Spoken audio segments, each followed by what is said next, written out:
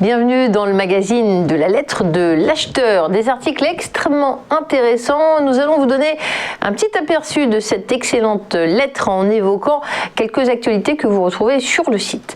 Consommation des fruits et légumes en augmentation selon une enquête du CREDOC, le Centre de recherche pour l'étude et l'observation des conditions de vie, publiée en mars sur les comportements alimentaires. On apprend que la consommation de fruits et légumes est en augmentation, et ce après plusieurs années de baisse. Alors, le changement se remarque surtout chez les jeunes adultes qui sont davantage concernés par la question de santé et environnementale. Le programme national Nutrition Santé recommande, comme vous le savez, la consommation de 5 fruits et légumes par jour. Et bien, ce programme, il a l'air de fonctionner. La crise sanitaire également a modifié les habitudes alimentaires des Français, puisque la végétalisation des repas a gagné du terrain avec le confinement et la mise en place du télétravail. C'est ce qu'atteste l'augmentation des ventes de légumes frais, en conserve et surgelés sur l'année 2020. Selon le CREDOC, toujours, la consommation moyenne depuis 2010, concernant les fruits, est de 13 grammes par jour chez les enfants et de 20 grammes par jour chez les adultes. Pour les légumes, elle est de 3 grammes par jour chez les enfants et de 5 grammes par jour chez les adultes. Autre actualité, plus négative, celle-ci, le temps exceptionnellement froid cette semaine pourrait avoir gravement endommagé la superficie betteravière française jusqu'à 10%, ce qui oblige potentiellement les agriculteurs à replanter les champs touchés. Dans son évaluation initiale, le CGB, organisme qui les représente, a estimé qu'entre 10 000 et 40 000 hectares de betteraves à sucre récemment semés avaient subi des pertes massives qui nécessiteraient une replantation. Cet organisme estime que la superficie de betteraves sucrières de cette année, environ 400 000 hectares, déjà environ 6% de moins qu'en 2020 pourrait baisser. Certaines parties de la France ont enregistré des records de température, en effet, en dessous de 0 degré en avril depuis mardi, ce qui incite les producteurs à essayer de protéger les vignobles et les vergers avec des systèmes anti-gel. Le phénomène est sans précédent. Tereos, d'ailleurs le plus grand producteur de sucre de France, a déclaré qu'il évaluait les dommages avec ses coopérateurs, qu'il était en contact avec des fournisseurs de semences. Après ce phénomène inégalé, inédit, les agriculteurs touchés pourraient à nouveau planter de la betterave à sucre, mais cela dépend du coût et de la disponibilité des semences. Je vous invite à lire cet article sur la lettre de l'acheteur. Autre actualité, on parle du café, c'est le matin et j'espère que vous avez pris un bon café. Eh bien, il faut savoir que les prix du café augmentent depuis 5 mois, notamment le Robusta. Le dernier rapport mensuel de l'OIC, Organisation internationale du café, le confirme. Les prix du café se redressent. Ça fait 5 mois que l'indicateur composite de l'OIC augmente, encore plus 0,8%, atteignant 120,36 cents la livre, toute variété confondue. Donc c'est son niveau de prix le plus élevé depuis la campagne 2017-2018. Le café Robusta, celui qui nous intéresse ici, puisque produit en Afrique de l'Ouest, est celui dont le prix a le plus augmenté, plus 0,7%, derrière le Brésil Nature, plus 1,7%. Les stocks certifiés de Robusta dans les entrepôts agréés de London Future Exchange ont grossi de 2% à 2,5 millions de sacs de 60 kg. Ceux de l'Arabica à New York ayant augmenté aussi, mais de 3%, pour totaliser 1,97 milliards. Voilà l'actu sur le café, plein d'autres bonnes idées d'informations sur cette lettre. On se retrouve dans un instant pour une interview avec un responsable de l'agriculture de l'Ariège. Restez avec nous.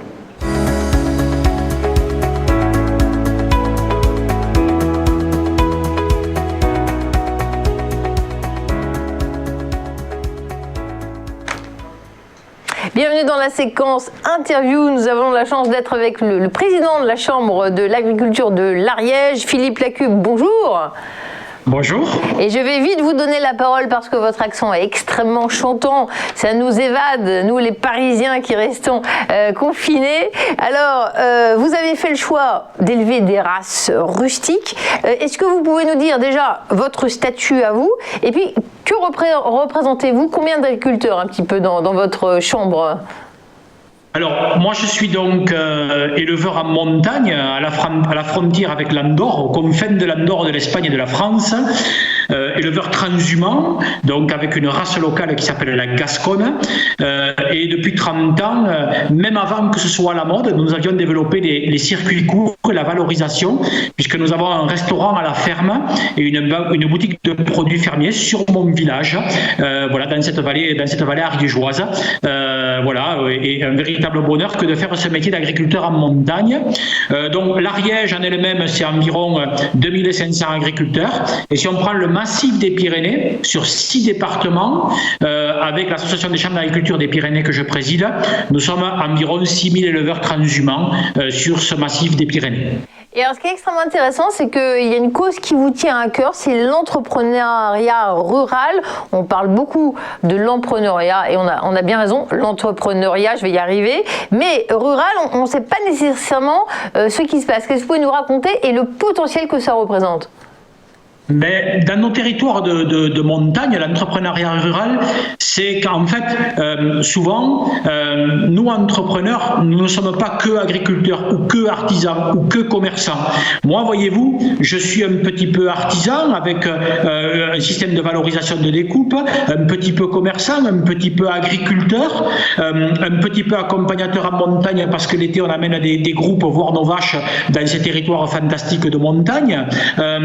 Voilà. Et c'est ce petit peu d'activité qui va faire que ça donne un ensemble qui est viable et qu'il ne faut pas forcément enfermer les gens dans un tiroir. Tu es agriculteur, tu es commerçant, tu es artisan.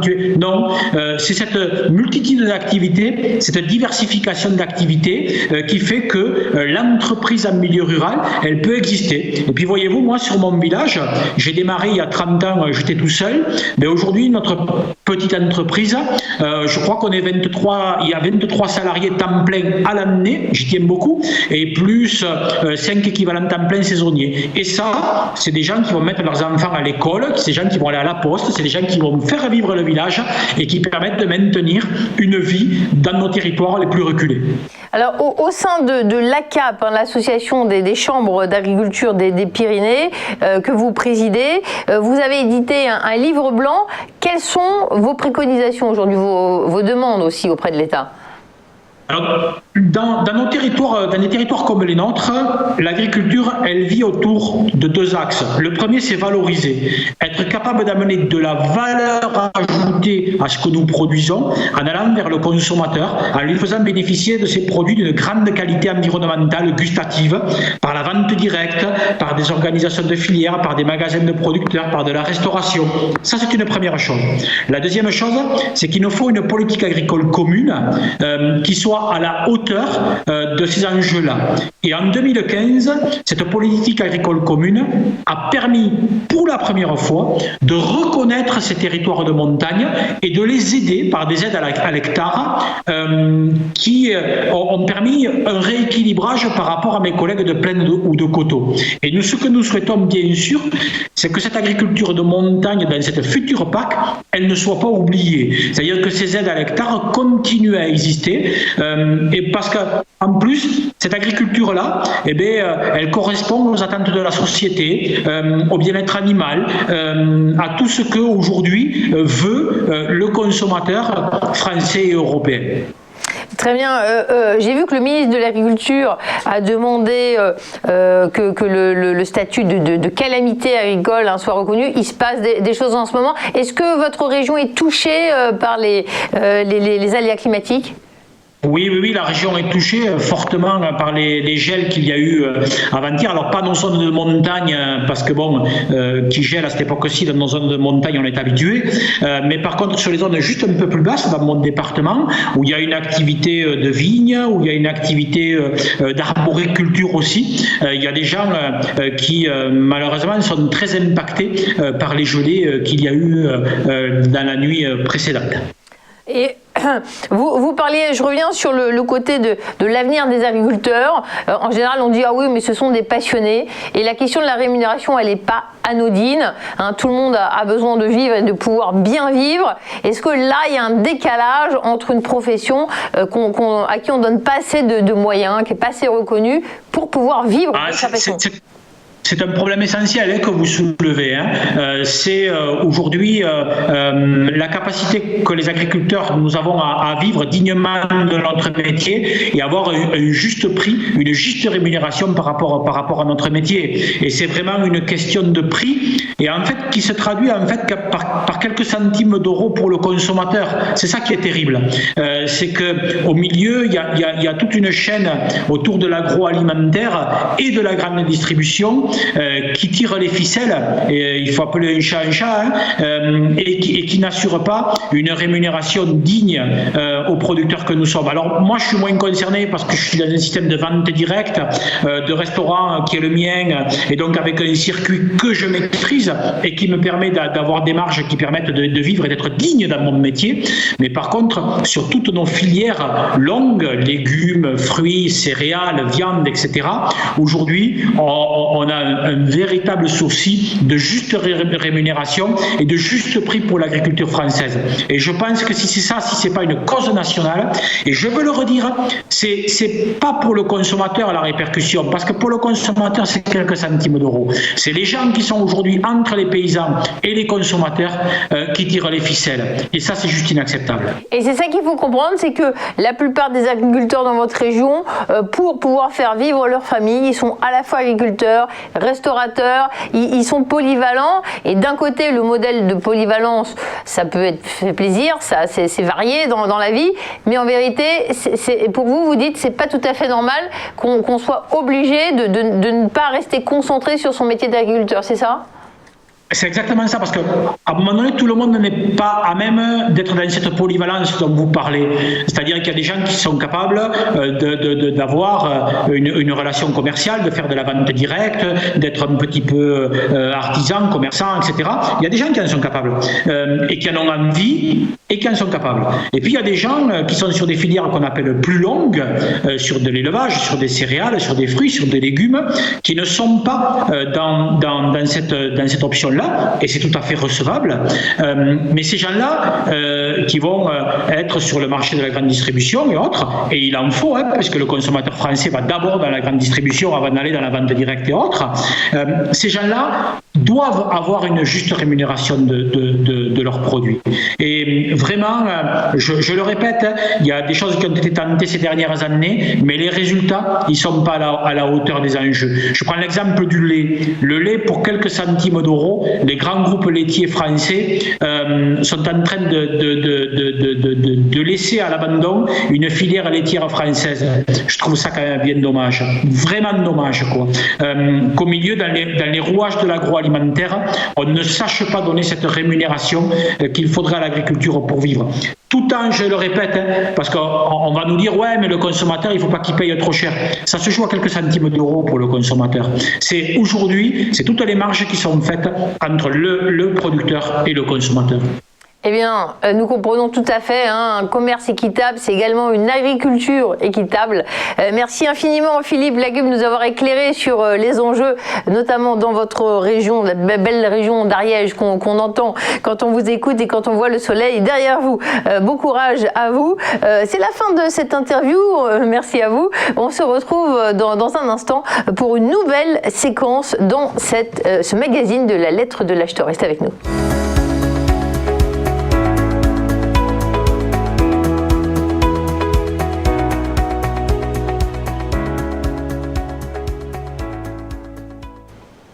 Bonjour à tous, maintenant nous sommes dans la séquence de la commo du jour, et oui, des commodities, c'est ce qui fait le plaisir et le bonheur des marchés négociés sur les matières premières, les produits agricoles. Nous sommes avec un grand spécialiste, Mathieu Driol, analyste de la société Day by Day. Mathieu Driol, bonjour. Bonjour Fabienne. Merci d'être avec nous. Alors, j'aime bien vous parler juste après que vous ayez pris votre bol de céréales, parce que je sais que dedans, vous mettez du maïs. Allez, parlez-nous du maïs, s'il vous plaît. Oui, un maïs qui subit, qui effectue une accélération haussière absolument remarquable depuis maintenant pas loin de 6 mois, depuis l'été 2020. Un mouvement qui a quasiment permis le doublement, tout simplement, entre ce plus bas légèrement au-dessus des 300 et les sommets de la semaine dernière quasiment à 600. C'est un mouvement très spectaculaire et tellement spectaculaire qu'il convient surtout d'essayer de ne pas sortir trop tôt. Ce type de tendance a une faculté de se relancer de nombreuses fois et de ne s'arrêter qu'une seule. Il faut donc essayer de tenir un maximum ses positions. Alors c'est pas simple, hein. On voit par exemple là, au cours de ces dernières semaines, eh bien on essayait, en tout cas le cours du maïs donnait des petits signaux de ralentissement et il a défini un support à 529,25 qu'il a travaillé, en témoignent les nombreuses mèches au-dessus de ce niveau. Et puis la tendance a été plus forte, le courant acheteur s'est relancé et les cours repartent de l'avant et marquent des nouveaux plus hauts en clôture. Alors, clôture à la fin de la semaine, bien sûr. Donc les prochaines résistances sont à 610 et 674. Les niveaux qu'il faut surveiller à très court terme, c'est 529,25. Sur un niveau un peu plus fort, on va dire c'est 492,50. La problématique ici, c'est effectivement que vu l'impulsion haussière que l'on a sur cette céréale, eh bien on ne sait pas ce que pourra donner la future correction, la future consolidation. Pourquoi ? Parce que les cours ont à peine pris le temps de construire des soutiens intermédiaires. Et on a deux façons de consolider une telle impulsion. Soit c'est un mouvement correctif très rapide, très violent, mais qui ne dure pas dans le temps. Par contre, il peut être profond. Soit il faut digérer la phase d'impulsion. Et là, ça peut être beaucoup plus long, certes avec moins d'amplitude, mais qui durera plus longtemps. Pour l'instant, impossible de trancher entre ces deux scénarios. On n'a pas de figure de retournement, on a un surachat manifeste après une telle impulsion, ça c'est clair, mais aucun signe de faiblesse de cette dynamique qu'il convient donc de respecter très nettement. Elle devrait se prolonger tout simplement dans les semaines et les mois à venir. Alors on passe au sucre. Alors je sais que des sucres, il y en a plusieurs. J'ai choisi le sucre numéro 11. Oui, le sucre donc a lui aussi effectué une franche impulsion haussière avant le début de l'été, puis après ce petit excès sous le support de long terme 9,91, ce qui lui a permis de franchir en début d'année la résistance majeure à 15,48. C'est un niveau très très important. Vous voyez, il date de 2018, il avait déjà été testé début 2020. À chaque fois, il avait limité la capacité du sucre à accélérer à la hausse. A priori, avec le débordement et le nouveau plus haut, eh bien, on n'est plus tout à fait dans cette optique. On est sur le déclenchement d'une figure de consolidation de plat de moyen long terme. Et actuellement, après avoir testé la résistance à 18,53, le sucre numéro 11 effectue une correction. Il revient maintenant à proximité de la zone de support qui nous intéresse. C'est le 38% de retracement de l'ensemble de l'impulsion haussière. C'est une zone de creux assez nette vers 13,94.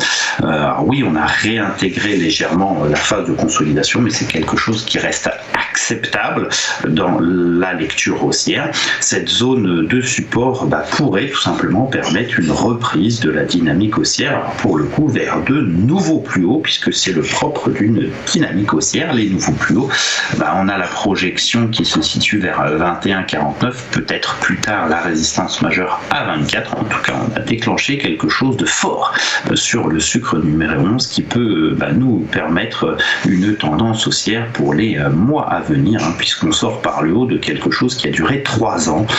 Ça peut, il peut y avoir des consolidations intermédiaires, ça c'est loin d'être anormal, mais c'est vraiment cette sortie de consolidation qui est l'élément technique dominant sur le sucre numéro 11. Merci beaucoup Mathieu Driol. Mathieu nous a tout dit sur la Como du jour. Je rappelle qu'il est analyste au cabinet d'analyse Day by Day. Merci de nous avoir suivis pour cette revue de presse des matières premières pour l'industrie agroalimentaire. Et dans un instant, vous allez pouvoir retrouver le JT de Vue d'ailleurs. Restez avec nous.